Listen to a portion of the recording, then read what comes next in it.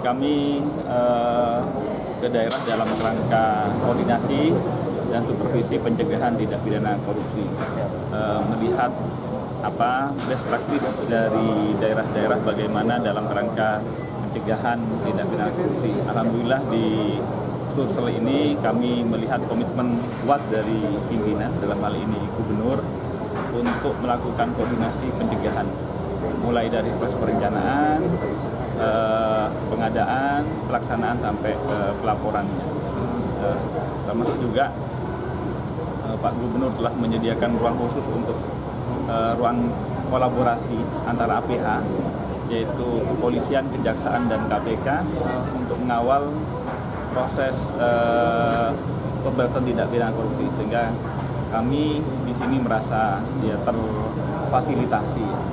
Alhamdulillah dari laporan dari Pak Gubernur tadi dalam rangka pencegahan, di sini setidak-tidaknya telah ada 3 poin efisiensi, mulai dari perjalanan dinas terefisiensi sekitar 200 miliar, honor yang semula 700 menjadi 350 miliar, jadi hampir separuhnya terefisiensi, dan juga penetapan HPS itu terefisiensi 300, jadi lebih kurang sekitar hampir 950 M terefisiensi, itu baru per bulan ini ya.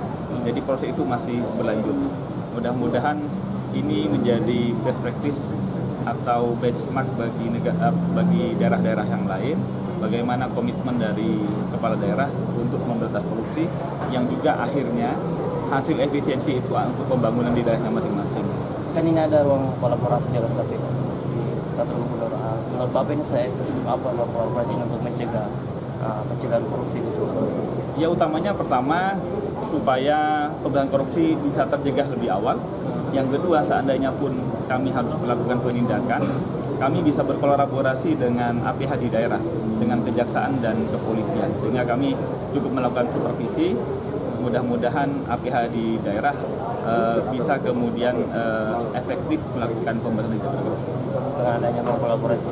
Iya, terima kasih kepada Pak Gubernur telah memberikan fasilitas ruang kolaborasi. Itu adalah komitmen beliau, dan KPK sangat berbahagia, senang dengan fasilitas ruang kolaborasi pemberantasan tindak pidana korupsi.